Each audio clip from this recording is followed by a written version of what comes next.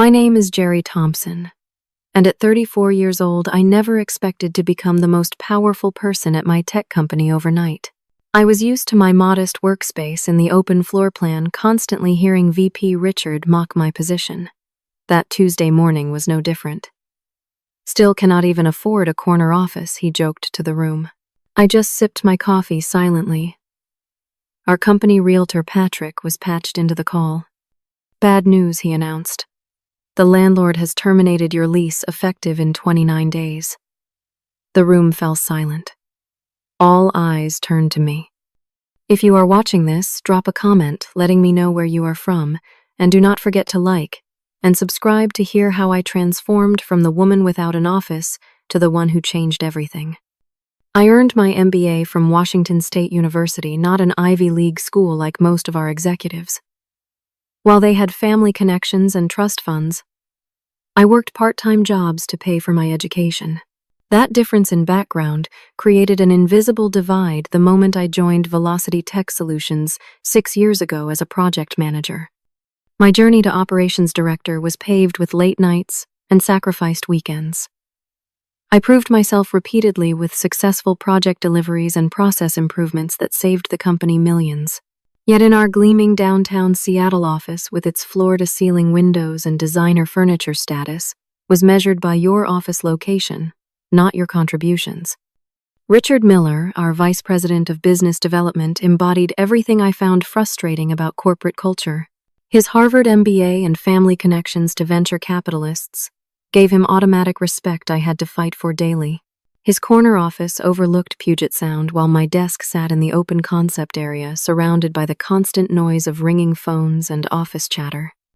The bullpen is where the real work happens, I would joke when clients visited, but the truth was, office geography at Velocity directly reflected the power hierarchy.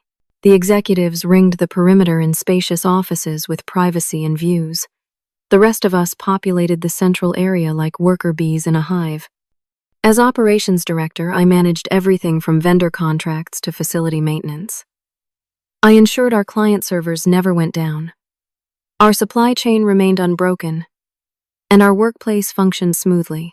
My work was essential but often invisible until something went wrong. Jerry keeps this place running, our IT director, Amanda would say. She and I had started at the company around the same time, bonding over our shared experience as women fighting for recognition in tech. Along with Blake, our financial controller, we formed a tight-knit support system, often meeting for drinks after particularly difficult days. Our CEO, Thomas Warner, rarely involved himself in day-to-day operations. A visionary who focused on big-picture strategy, he delegated the details to his executive team. Unfortunately, this hands-off approach allowed personalities like Richard to accumulate unchecked power. Richard had a particular talent for claiming credit for others' accomplishments. When Amy from marketing created a campaign that doubled our lead generation, Richard presented it to the board as his strategic initiative.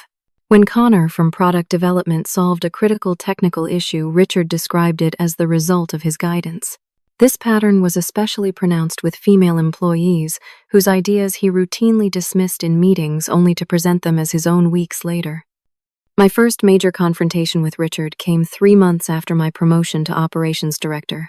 I had developed a comprehensive cost-saving proposal that would reduce our cloud computing expenses by 30% without compromising performance. "This is not the right time for penny pinching," Richard announced when I presented it at the executive meeting. "We need to focus on growth, not cutting corners." Later that same afternoon, I overheard him describing a new efficiency initiative to the CEO that sounded suspiciously like my proposal. That night, I called Amanda. He completely shut me down, then stole my idea. I fumed. "Classic Richard," she sighed. "Welcome to the executive floor, where the men in suits take credit for the women's work." "But I do not even have a real office on the executive floor," I pointed out. "All of the disadvantages, none of the perks," Amanda replied. "Just wait until budget season. That is when it gets really ugly." She was right. As our company continued growing, expanding from 50 employees to over 150 in just 2 years, the competition for resources intensified. Each department fought for budget allocations, and Richard consistently positioned himself to benefit regardless of actual performance. After closing a minor deal with a local client, Richard successfully lobbied for a larger corner office, claiming he needed the space for client meetings and strategic planning. Meanwhile, my team expanded to include facilities management and vendor relations, yet my workspace remained unchanged. The company had outgrown our original office space, and conversations about expansion had begun. As operations director, I should have been central to these discussions, but Richard had successfully positioned himself as the decision-maker on office matters, despite it falling under my official responsibilities. "We need to project success," he would say in meetings. "Our physical environment is a statement about our company values." On this point, I actually agreed with him, though our interpretations differed dramatically. Richard believed success looked like expensive art and status symbol offices. I believed it looked like functional spaces where employees could collaborate effectively and feel valued regardless of their title. The tension was building, but I had no idea how dramatically things would change, or that the very office politics Richard weaponized would ultimately become his downfall. The conflict with Richard escalated gradually over months, like water slowly coming to a boil. In weekly strategy meetings, he developed a habit of talking over me or checking his phone whenever I spoke. If I raised concerns about operational challenges, he would minimize them. "Jerry always worried about the small stuff," he would say with a dismissive wave. "Let us focus on revenue-generating activities." After securing a partnership with a mid-sized client, Richard managed to get his corner office upgraded with new furniture and a private bathroom. Meanwhile, my team had grown to 12 people, all crowded into the open office area with insufficient resources.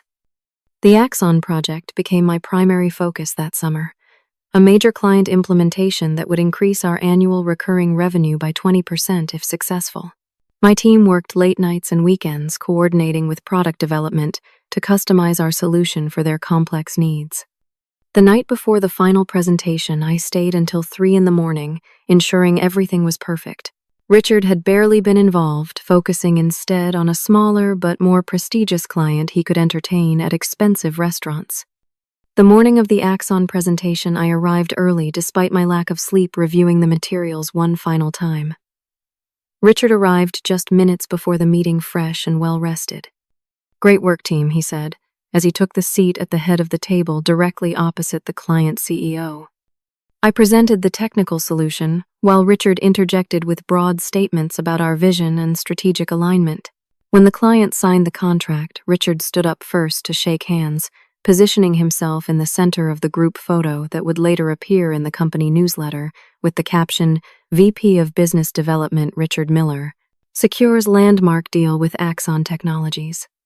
My name appeared in the last sentence of the article as part of the supporting team. That same month, Sarah Jenkins, one of our most talented project managers, was passed over for a team lead position despite managing our 3 largest accounts successfully. The role went to Dean Phillips, who had joined the company 4 months earlier and had significantly less experience but regularly played golf with Richard. "We need someone with executive presence," Richard explained when Sarah requested feedback. The office expansion discussions began in earnest as we approached capacity in our current space. As operations director, facility planning fell squarely within my responsibilities, yet I discovered Richard had been having private meetings with real estate brokers. "We are considering adding a new executive wing," he announced in a leadership meeting. "The current layout does not properly reflect our organizational structure." The proposed plan would further separate leadership from the teams they managed, creating additional corner offices, while keeping the rest of the employees in an even more crowded open plan arrangement. "Perhaps we should consider a more collaborative approach," I suggested. "Research shows that open communication between leadership and teams improves innovation and employee satisfaction."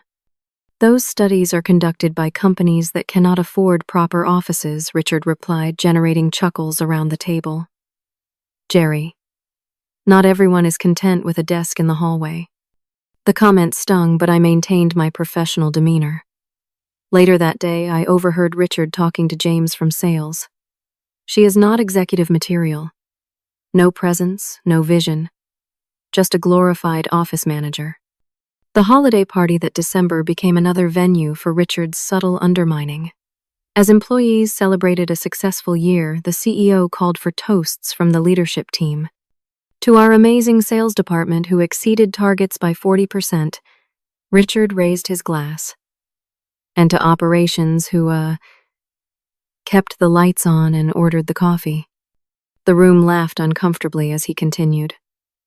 Maybe next year we will find room in the budget for a proper office for our facilities manager. He winked in my direction, as people forced polite laughter. I maintained my composure, but my patience was wearing dangerously thin. The systematic dismissal of my contributions was taking a professional and personal toll. I found myself dreading meetings, anticipating the next subtle dig or dismissal. During a client presentation the following week, the client CEO, Michael Davidson, surprised everyone by directing his questions to me rather than Richard. "Your operational insights are refreshing," he said.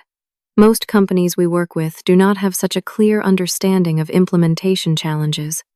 Richard quickly interjected, attempting to recenter himself in the conversation, but the dynamic had shifted. After the meeting, Davidson handed me his card. "Reach out directly if you need anything. I value working with people who understand the details." Richard noticed this exchange and his tactics escalated. The following day, I discovered I had been removed from the calendar invitation for the quarterly planning meeting. An administrative oversight, his assistant claimed when questioned. I was reinstated only after involving the CEO's executive assistant in the discussion. I began documenting every incident, meticulously saving emails and recording meeting notes. I was not yet sure how or when I would use this information, but instinct told me to create a paper trail. Blake from finance noticed my increased attention to documentation. "Building a case?" he asked quietly over lunch. "Just being thorough," I replied, not ready to discuss my growing realization. "Smart," he nodded. "This place has become toxic beyond just Richard. The whole culture needs an overhaul." He was right. Richard was a symptom of a larger problem. Our company had grown rapidly, but had not evolved culturally. Success was measured by appearances rather than substance, and the politics of status had overtaken the mission of creating genuine value. As I walked back to my desk in the open office area, surrounded by the talented team that actually delivered on our company promises, I felt a profound disconnect between our stated values and the reality of how power operated within our walls. Something needed to change, but I had no idea that the opportunity to catalyze that change was about to land directly on my desk. The revelation came on an ordinary Tuesday morning. A thick envelope from Brighton Property Management arrived on my desk marked Urgent Lease Renewal. As operations director, reviewing vendor contracts was part of my responsibilities, but I had assumed our office lease would be handled at the executive level. Opening the envelope, I discovered the full rental agreement for our building, including renewal terms and a cover letter addressed to me. Confused, I flipped to the signature page of the original lease and found something unexpected. My own signature alongside the CEO's, dated shortly after my promotion to operations director. I vaguely recalled signing numerous documents during that transition period, but I had no idea I was being designated as the company representative for real estate matters. According to the paperwork, I was the official contact person for all facilities issues, including the power to terminate or renew our lease. This discovery came at an interesting time. Just the previous day, Richard had walked past my desk with a client in tow, gesturing around the open office area. "And this is our operational bullpen," he had said loudly. "Jerry prefers to be out here where she can monitor the coffee supplies." The client had laughed uncomfortably while I pretended to be absorbed in my work. After finding the lease documents, I scheduled a meeting with the property management company, ostensibly to discuss renewal terms. Jane Winters, their account executive, greeted me warmly in their downtown office. "We have been trying to get someone from Velocity to meet with us for months," she said. "There are several building issues we need to address." "What kind of issues?" I asked. "The HVAC system needs a major upgrade, which will require tenant relocation for at least 2 weeks. We have sent multiple notices to your office." This was news to me. I never received any notices. We sent them to Mr. Miller as he informed us he was handling all property matters despite what the lease indicates. Of course he had. Richard had been intercepting communications that should have come to me. As our meeting continued, Jane revealed more concerning information. Our building had changed ownership the previous year, and the new landlord had significantly different priorities. Maintenance had been neglected, and several tenants had already announced plans to leave when their leases expired. I should be transparent with you, Jane said. There are other office properties in better condition, available at more competitive rates. The current owners are more interested in converting this building to residential units in the long term. My mind was racing. I thanked Jane for her candor and left with a stack of information about our lease terms, building conditions, and market comparisons for similar office spaces. That evening, I called my friend Leah Davis, who worked in commercial real estate. Over dinner at a small restaurant far from our office, I described the situation without revealing specific company details. So, theoretically, I concluded, if someone had the authority to terminate a lease based on documented maintenance violations, how would that work? Leah looked at me thoughtfully. Theoretically, you would need to document the violations, provide formal notice to the landlord, citing the specific lease provisions being violated, and specify a reasonable remedy period. If they fail to address the issues, you could trigger an early termination clause, assuming one exists in your lease. And if that person wanted to have alternate office space ready, they would be wise to secure a new location first, possibly with a letter of intent that gives them an out if the current landlord suddenly fixes everything. She studied my face. This theoretical person sounds like they might be in a complicated situation. Just gathering information, I assured her. Back home, I faced an ethical dilemma. Using lease violations to force a move seemed extreme, potentially disruptive to the entire company. Was I considering this because it was truly the best business decision, or was I motivated by my frustration with Richard? That weekend provided clarity. A server outage required immediate attention, and I spent 20 hours on-site resolving issues that threatened our client services. Richard was supposedly unreachable at a strategic retreat, which later appeared to be a golf weekend based on his social media. When everything was finally stabilized, he sent a company-wide email on Monday morning, pleased to report that the technical difficulties experienced over the weekend have been resolved under my direction. This reinforces our need for the executive workspace enhancements I have proposed to prevent such issues in future. The following week, Thomas, our CEO, called me into his office, a rare occurrence. Jerry, our overhead costs seem unusually high compared to similar companies in the industry. Any insights? This was my opening. I presented a detailed analysis of our facility's expenses, highlighting that our current building was charging above market rates while providing below-market services. The HVAC issues alone cost us an estimated $30,000 in lost productivity last quarter, I explained. And the parking situation has gotten worse since the new owners reduced our allocated spaces. Thomas looked concerned. I was not aware of these issues. They were supposedly being handled at the VP level, I said carefully. But as operations director, I believe we could find significantly better accommodations at lower cost. Put together some options, he instructed. But keep this between us for now. I had barely returned to my desk when Richard appeared with a group of potential investors leading them through the office.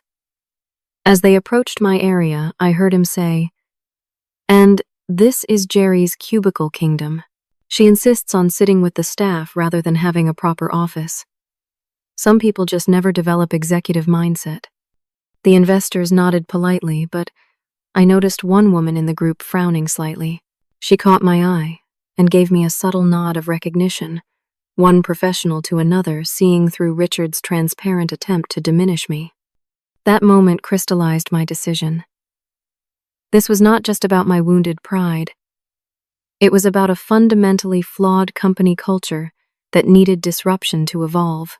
With the lease renewal deadline approaching and my newfound knowledge of my authority in this area, I began formulating a plan that would either transform our workplace or potentially end my career at Velocity. I began methodically building my case, creating a detailed log of every maintenance issue our office had experienced over the past year. The air conditioning that failed during the hottest week of summer, the elevator outages that left employees climbing 12 flights of stairs, the persistent leak in the conference room ceiling that had damaged expensive equipment twice. Each incident was documented with dates, associated costs, and the impact on business operations. I pulled maintenance requests, email chains, and even building inspection reports through public records requests.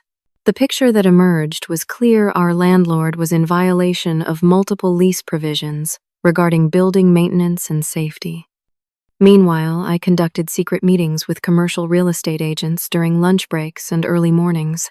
Eleanor Jensen from Westside Commercial Properties showed me several promising locations, but one stood out immediately. The lakefront tower on 2nd Avenue had recently been renovated with state-of-the-art systems. The available floor had an efficient layout that would actually increase our usable space while reducing our square footage costs. Floor-to-ceiling windows provided natural light to the entire office, not just the perimeter. Most importantly, the building management had an impeccable reputation for maintenance and tenant relations. They are offering 2 months free rent and a significant tenant improvement allowance, Eleanor explained as we walked through the empty space. You could customize this exactly to your company needs. I stood in what could be our new reception area, imagining a workspace designed for collaboration rather than status. What is the lease term? They are flexible. Given your company profile, they would accept a 3-year term with options to expand to additional floors as needed. I took measurements and photos, carefully building a virtual model of how our company could fit into this space. Rather than maximizing corner offices, my design focused on creating neighborhoods of teams with a mix of collaborative spaces and quiet focus areas. Executives would still have offices, but they would be glass-fronted and centrally located rather than isolated along the perimeter. Back at my apartment that evening, I created a detailed relocation budget and timeline. Moving an entire company was complex, but with proper planning we could minimize disruption to approximately 1 weekend plus preparation time. I estimated the total cost, including new furniture and technology infrastructure, then compared it to our current expenses.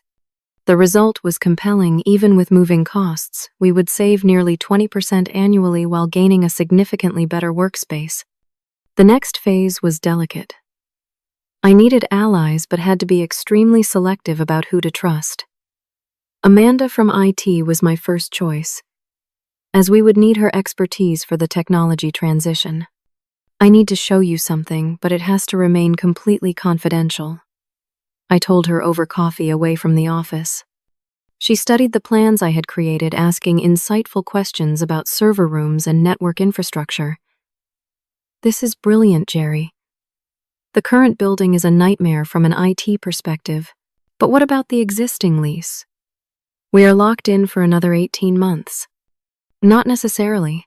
I explained the maintenance violations and my authority as the signatory on the lease. Amanda's eyes widened.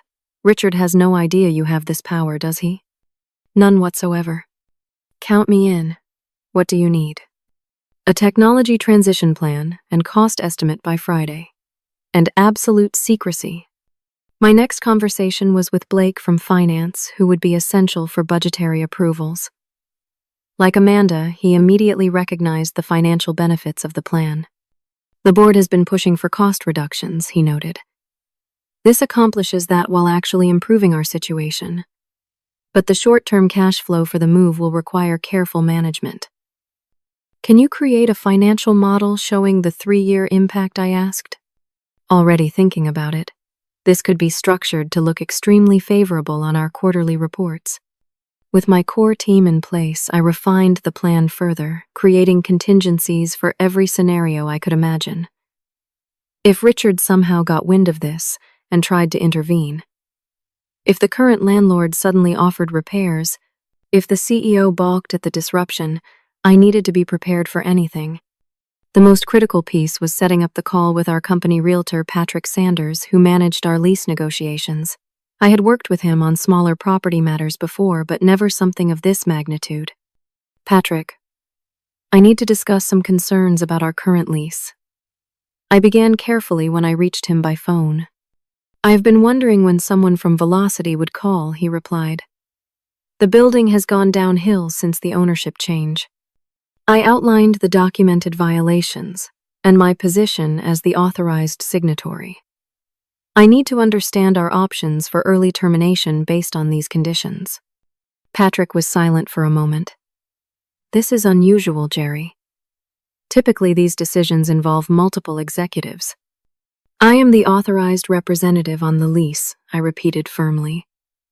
And I need to understand our legal position before bringing recommendations to leadership. After some discussion, Patrick agreed to review our documentation and provide an assessment. 3 days later, he confirmed what I had suspected: we had grounds for termination with 30 days' notice based on the landlord's failure to maintain essential services. I will need written authorization to proceed, he said. You will have it after our executive meeting next Tuesday, I assured him. I will contact you immediately following the discussion. The night before the meeting, I barely slept. Doubt crept in as I considered the magnitude of what I was about to do. Was I overreacting to Richard's behavior? Would this career-limiting move backfire spectacularly? My phone buzzed with an email notification at 4 a.m. It was the final proposal from Richard to the executive team regarding the office redesign, accidentally copied to me, perhaps because of my facilities role. His plan further consolidated power, giving his allies larger offices while reducing common areas where my team worked. A comment in the margin read, "Operations can make do with less space. They rarely do anything requiring concentration anyway." That was the final confirmation I needed. This was not about my ego, but about challenging a fundamentally broken system that devalued essential contributions based on politics rather than performance. With renewed determination, I finalized my preparations for the morning meeting, ready to catalyze a transformation that was long overdue. The executive boardroom was filled with the usual suspects that Tuesday morning. CEO Thomas at the head of the table, Richard to his right, in his customary position of influence. The other VPs and directors filled the remaining seats with me at the far end, furthest from the decision-makers as always. The agenda included a review of quarterly results department updates and Richard's office redesign proposal. I waited patiently through the financial discussions, my heart pounding but my exterior calm. Amanda caught my eye briefly from across the table, giving me the slightest nod of encouragement. When Richard began his presentation about the office reconfiguration, he displayed renderings of expanded executive offices and compressed work areas for staff. As you can see, this layout properly reflects our organizational hierarchy and provides appropriate spaces for client meetings and executive work. He explained, advancing through slides of what looked like a corporate caste system made physical. And what about the operations team workflow? Thomas asked, glancing in my direction. Operations can function anywhere, Richard replied with a dismissive wave. Their work is largely administrative anyway. He turned to me with a condescending smile. Jerry seems quite comfortable in the bullpen.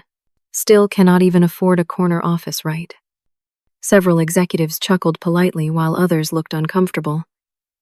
I just sipped my coffee, my expression neutral. Actually, Thomas said I asked Jerry to look into our facilities costs. Jerry, would you like to share your findings?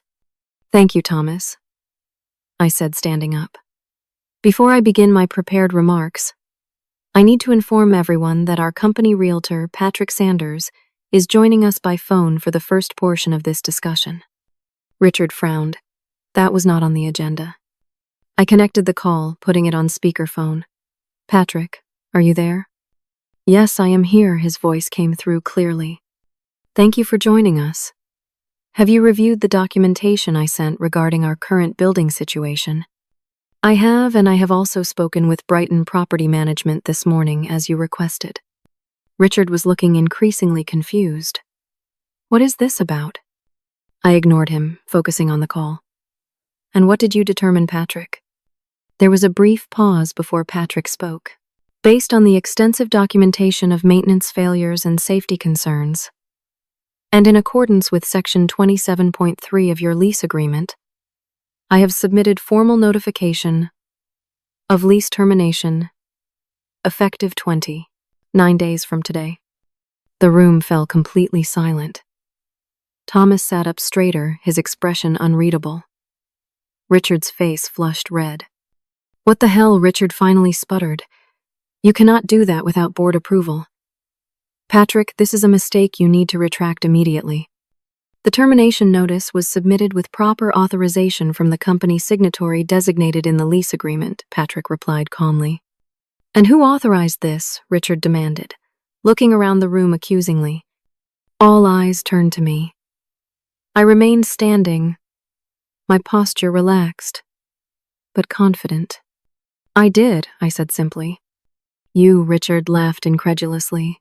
"You do not have the authority to make real estate decisions for this company." I removed a document from my portfolio and slid it across the table. "Actually, I do. This is the original lease agreement showing my signature as the authorized company representative for all facilities matters, including lease termination." Thomas picked up the document, examining it carefully while Richard continued to sputter. "This is outrageous. This is corporate sabotage. She cannot possibly have this authority." "She does," Thomas said quietly, still studying the document. "I remember now. When Jerry was promoted to operations director, we designated her as the facility's contact to streamline vendor management. I signed off on it myself." Richard turned to Patrick on the speakerphone. "This must be reversible. Call them back and explain the mistake." "I am afraid not," Patrick replied. Brighton management was actually quite relieved to accept the termination. They have been planning to convert the building to residential units, and were hoping to clear out commercial tenants. So we have 29 days to find and move to a new office location. Thomas asked, his voice remarkably calm, given the bombshell that had just dropped. "That is correct," I confirmed. "However, I anticipated this might be concerning to everyone, so I have prepared some information that may help." I distributed folders to each person at the table. This contains a comprehensive analysis of our current facilities, situation, documentation of all maintenance and safety issues over the past 18 months, comparative market analysis of commercial real estate options, and a detailed proposal for relocation. The executives opened their folders, expressions ranging from shock to grudging admiration as they reviewed the meticulously prepared materials. "You have been planning this," Richard accused, his voice rising. "This is a calculated attempt to undermine my authority. This is a calculated attempt to save the company approximately $400,000 annually while providing a superior work environment for all employees," I corrected him. "If you turn to page 12, you will see the financial analysis showing our current building is 30% above market rate for comparable space, with demonstrably inferior facilities." Thomas was flipping through the pages with increasing interest. "You have identified alternative locations?" "Yes. 3 viable options are outlined beginning on page 15, with the lakefront tower on 2nd Avenue being the most advantageous in terms of location, amenities, and cost." "This is insane," Richard protested. "We cannot possibly relocate an entire company in less than a month." Page 23 contains a detailed transition timeline demonstrating how it can be accomplished with minimal business disruption, I replied. "Amanda from IT and Blake from Finance have already conducted preliminary feasibility assessments." Richard shot accusatory glances at my colleagues. "You were all in on this, behind my back." "We were consulted on specific technical and financial aspects," Amanda clarified. "The facility's strategy falls under operations, which is Jerry's domain." Thomas closed his folder and looked at me directly. "Jerry, while I appreciate the thoroughness of your analysis, this is a decision that would normally involve multiple levels of approval. Taking unilateral action on something of this magnitude is highly unusual." "I understand, Thomas. However, my repeated attempts to address facilities issues through normal channels were consistently blocked or ignored." I glanced briefly at Richard. "The documentation in Section B illustrates my efforts to work through established processes over the past year. When it became clear that our business needs were being subordinated to other priorities, I was forced to exercise the authority granted to me in my role. The other executives were now actively reviewing the materials, murmuring among themselves about the potential office spaces and cost savings. "The lakefront space looks incredible," said Melissa from marketing. "And with better conference facilities, we could host client events on-site, instead of renting external venues. The technology infrastructure is significantly superior," Amanda added. "We could reduce our IT maintenance costs by at least 20%. Richard slammed his hand on the table. "This is a palace coup. She has deliberately undermined my office redesign initiative.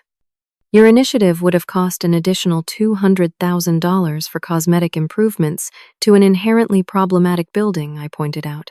"The alternative I am proposing saves money while solving fundamental workplace issues."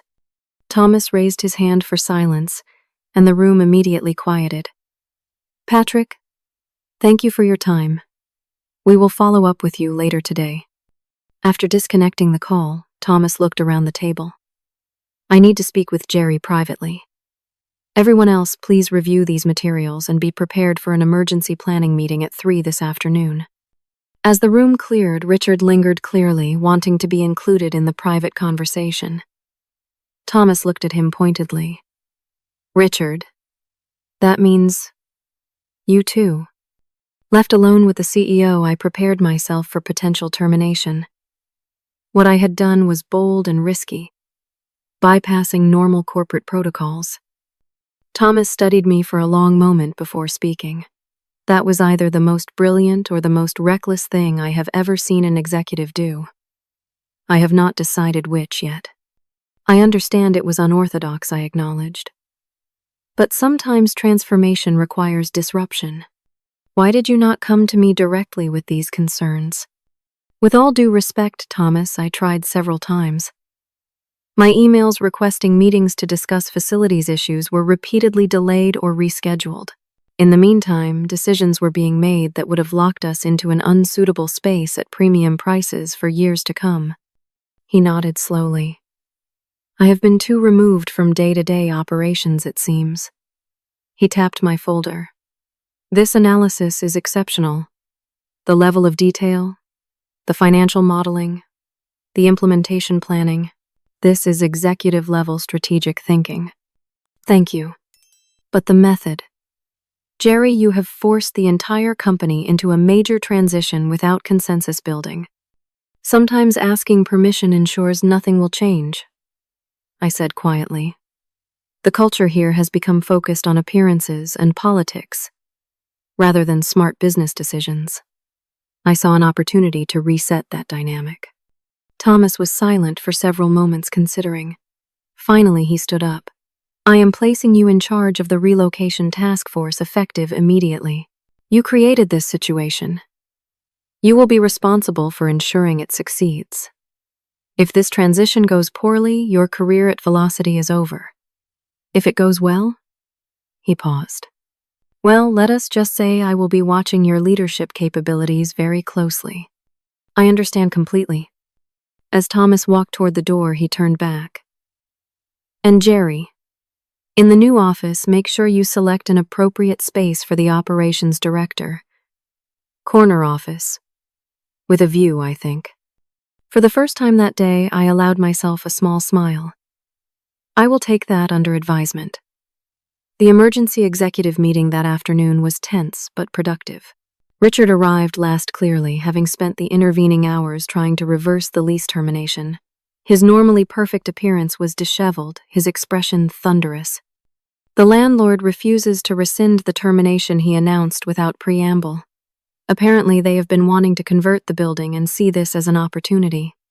Thomas nodded calmly. "Then we proceed with relocation planning. Jerry will lead the transition team." "This is absurd," Richard protested. "She created this crisis. She identified a significant problem and proposed a comprehensive solution," Thomas corrected. "Now, we execute that solution." He gestured for me to take the floor. I presented the detailed relocation plan, walking through the timeline, resource requirements, and team assignments. The key to minimizing disruption is parallel processing, I explained. We will build out the new space while continuing operations in our current location, then execute the physical move over a single weekend. What about client meetings during the transition? Asked James from sales. We have identified 3 options, I replied, displaying a slide with alternative meeting venues. Additionally, the new building has fully furnished meeting spaces we can access immediately upon signing the lease, even before our build-out is complete. The questions continued for over an hour, with each department raising specific concerns. For each issue, I had already developed a mitigation strategy, or was able to propose a solution on the spot. Richard attempted to identify flaws in the plan, but each time I responded with data and clearly reasoned alternatives. The furniture budget seems inadequate, he challenged at one point.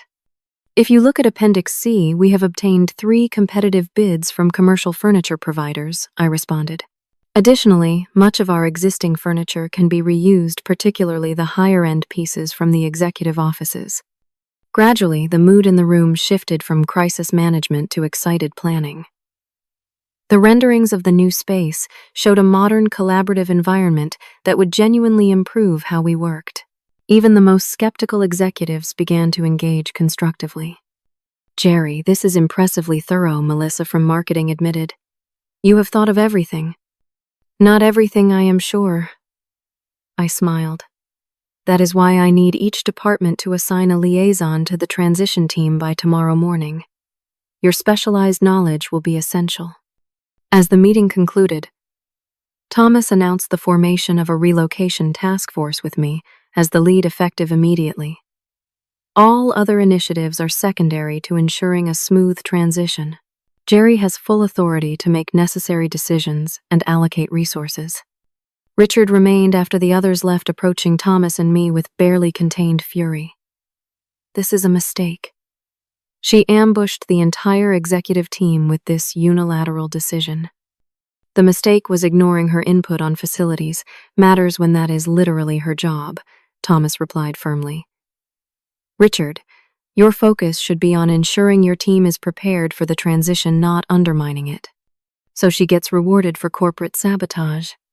She gets the opportunity to prove she can lead a complex cross-functional initiative, Thomas corrected. Just like you will have the opportunity to demonstrate you can be a supportive team player during a challenging time. I suggest you consider carefully which path will better serve your career. Richard stormed out, and I expected the retaliation to begin immediately. It did, but not in the way I anticipated. By the following morning, rumors were circulating that I had endangered the company by forcing an unnecessary move. Several team members approached me with concerns, clearly having heard only Richard's version of events. Rather than counter with my own narrative, I invited everyone to an open information session that afternoon.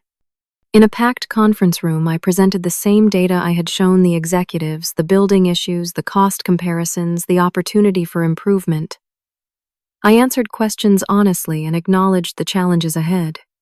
Change is difficult, I concluded. But this change is necessary and ultimately beneficial. I need your help to make it successful.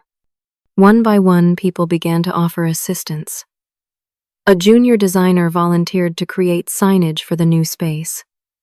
A project manager offered to build a tracking system for the transition tasks. The warehouse supervisor proposed an inventory system for the move. By the end of the week, the relocation task force had representatives from every department and a comprehensive implementation plan. Richard continued his attempts at sabotage, questioning decisions in meetings and spreading doubt in private conversations. But his influence was waning as the excitement about the new space grew. The weekend after the announcement, I received unexpected support. Waiting at my desk Monday morning was a handwritten note from Diane, our receptionist for 8 years. Thank you for finally addressing the elevator issue. I have been stuck in it 3 times, and nobody seemed to care. Similar messages appeared throughout the day. The HVAC problems had apparently caused asthma flare-ups for 2 employees. The persistent plumbing issues had made the second-floor restrooms unusable, at least once monthly. The parking reduction had forced staff to pay for expensive public garages. These were real issues affecting our employees, daily issues that Richard and others had dismissed as trivial while focusing on expanding executive offices. Each note reinforced that I had made the right decision, however unorthodox the method. 2 weeks into the transition planning, Thomas called me into his office. The board wants an update on the relocation. I need you to present at their meeting tomorrow. I prepared a concise overview focusing on the business case, risk management, and implementation status. The following morning, I entered the boardroom half expecting to be fired rather than heard. Instead, I found an engaged and supportive audience. "This analysis is outstanding," commented Barbara Jenkins, the board chair. "Why were these facilities issues not brought to our attention earlier?" I chose my words carefully. There were different perspectives on priorities. "Well, your priorities seem aligned with sound business practices," she replied. "The projected savings are significant." After my presentation, Thomas remained behind with the board while I returned to the relocation command center we had established. Amanda met me at the door. "You will not believe what happened," she said excitedly. "Richard tried to access the project server and override the floor plans last night. IT security flagged it and blocked the attempt." "Did you report it?" "Blake already sent the logs to Thomas. And there is more. Finance found some irregularities in the executive renovation budget Richard was pushing. Apparently, he had arranged for certain vendors to be used at above-market rates. The implications were troubling but explained much about Richard's vehement opposition to the move. The old building arrangement had allowed him to control information and resources in ways that would be impossible in the transparent new environment we were creating. Later that day, Richard was conspicuously absent from the executive update meeting. Thomas made no mention of it until the end. Effective immediately, Richard Miller will be transitioning to an external consulting role, he announced. His internal responsibilities will be redistributed among the leadership team. The room was silent for a moment before conversation resumed. No further explanation was given, nor was it necessary. The company was evolving, and those who could not evolve with it would be left behind. In the following days, I discovered other issues Richard had been concealing. Client complaints that never reached the service team. Employee concerns that were buried, rather than addressed. Operational inefficiencies maintained because they benefited certain individuals at the expense of the organization. As these came to light, other executives began approaching me privately, offering support and sharing information they had previously withheld out of fear or politics. The culture was shifting before we even changed physical locations. 3 weeks after the fateful meeting, we executed the office move with military precision. Teams had packed and labeled everything according to the detailed plan. The moving company transported our equipment and furniture over the weekend. IT had the systems operational by Sunday evening. When employees arrived Monday morning at the new lakefront tower location, they entered a space flooded with natural light. With efficient workstations, comfortable collaboration areas, and a sense of openness that contrasted sharply with our former cramped quarters. "This is amazing," was the common refrain. Even those who had been skeptical were won over by the improved environment. Thomas found me in my new office, still surrounded by unpacked boxes but already functional. Unlike the isolated executive suites, Richard had envisioned my space featured glass walls and was positioned central to the operations team with a stunning view of Lake Union. "Well done," he said, simply looking around at the transformed workplace. "The board is impressed. The team is energized, and we will realize the projected savings. You turned a potential disaster into a strategic advantage." "Thank you for trusting me to execute it," I replied. "I did not have much choice," he chuckled. "But now I have a choice about what comes next, and I would like to discuss your future with the company." As Thomas outlined his proposal, I realized that the leverage I had discovered had transformed not just our physical environment, but the power dynamics of the entire organization. In forcing change, I had created an opportunity for the company to become what it always claimed to be, a place where contribution mattered more than politics, and where genuine leadership was valued over superficial status symbols. 6 months after the move, Velocity had been transformed in ways beyond the physical space. Our new offices in Lakefront Tower had become a showcase that we proudly displayed to clients and recruits. The open, collaborative layout facilitated communication between teams that had previously been isolated. Natural light poured through the floor-to-ceiling windows, and the central cafe area had become a vibrant hub where employees from all departments mingled. My corner office, with its panoramic view of Lake Union, symbolized the shift in company values. Unlike the previous layout where executives were sequestered in a private corridor, the leadership team now occupied glass-walled offices distributed throughout the floor, accessible and visible to everyone. Thomas had made the change in my role official 3 weeks after the successful move. Jerry Thompson, Vice President of Operations and Administration, my new business cards read. The promotion came with a substantial raise, expanded responsibilities, and a seat at the decision-making table that Richard had worked so hard to deny me. Richard himself had not returned to the office after his transition to consulting. Word eventually reached us that he had taken a position with a competitor where his politics over performance approach would likely continue until challenged. I wished him no ill will, recognizing that he was a product of a corporate culture that had rewarded his behavior for years. More satisfying than my personal advancement was watching the company culture evolve. The physical transformation had catalyzed deeper changes in how we operated. Without the artificial barriers of closed doors and status-oriented spaces, collaboration increased naturally. Ideas were evaluated on merit rather than source. Alexandra, who had been quietly running our client success team from a tiny interior workspace, now led from a bright, open area where she could mentor her team effectively. I used to spend hours trying to get on executive calendars to advocate for customer needs, she told me. Now I can catch Thomas or you for 5 minutes in the cafe and get an immediate decision. Carlos from engineering reported similar improvements. The cross-team pods have eliminated the walls between development and operations. We have reduced deployment issues by 60%.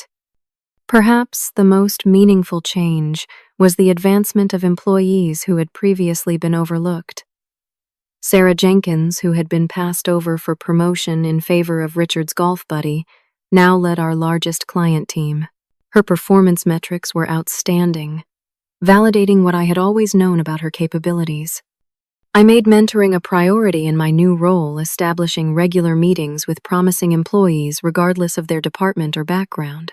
The women in these sessions often shared stories of being dismissed or interrupted in meetings, having ideas attributed to male colleagues, or being evaluated on executive presence rather than actual results. "How did you overcome it?" they would ask. "I found leverage and used it," I would answer honestly. But I also built a case so strong it could not be ignored. Document everything. Know your value. And be prepared to take calculated risks when necessary. As for my former antagonist, his legacy faded quickly. The executive wing he had envisioned was never built. The culture of closed doors and status symbols he had perpetuated was replaced by transparency and collaboration. Even those who had once been his allies adapted to the new environment, many thriving once freed from the constant political maneuvering. Blake from finance, now promoted to CFO, summarized it well during a leadership retreat. "We used to measure success by office size and proximity to the CEO. Now we measure it by impact and outcomes. The irony is that we are significantly more profitable as a result." The financial results confirmed his assessment. Our overhead costs had decreased by 22%, thanks to the more efficient space and better lease terms. Employee retention had improved, reducing recruitment and training costs.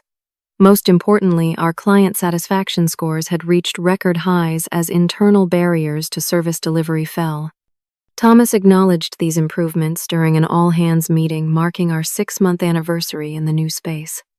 "Sometimes transformation requires disruption," he said, echoing my words from our confrontation day. "We needed someone brave enough to challenge the status quo, and we were fortunate that Jerry was willing to take that risk." The public recognition was gratifying, but my greatest satisfaction came from the private moments seeing teams collaborate effectively in spaces designed for interaction, watching talented individuals advance based on merit rather than politics, building a workplace where contribution was valued over posturing. My healing process from years of workplace diminishment was gradual. There were still moments of doubt, times when I questioned whether I belonged at the executive level. The difference was that these doubts no longer had external reinforcement. My seat at the table was earned, and acknowledged, my voice heard and respected. 1 year to the day after the infamous meeting where Richard had mocked my lack of a corner office, I hosted a small gathering in that very corner office that was now mine. Amanda Blake and other allies who had supported the transformation joined me for a quiet celebration. To leverage, Amanda toasted, raising her glass with a smile. And, to using it wisely, I added. As I looked around at my colleagues, now friends, I reflected on the lessons of our journey. Success in professional environments is rarely just about competence or hard work. It requires strategic thinking, careful documentation, building alliances, and sometimes taking calculated risks that others consider reckless. Most importantly, I had learned that transforming toxic cultures rarely happens through incremental change or working within broken systems. Sometimes disruption is necessary, and those with the courage to create it must be prepared for both resistance and unexpected opportunities. For those watching who have faced similar challenges, I hope my story offers both inspiration and practical guidance. Document everything. Build a strong business case. Find allies who share your vision. And when opportunity presents leverage, be brave enough to use it. Have you ever had to make a difficult workplace decision that ultimately changed everything? Share your experience in the comments below. And if you found value in my story, please like this video, subscribe to the channel, and share with others who might need this message of empowerment. Remember, sometimes the most powerful position is not the corner office, but the courage to challenge the status quo. Thank you for listening to my journey.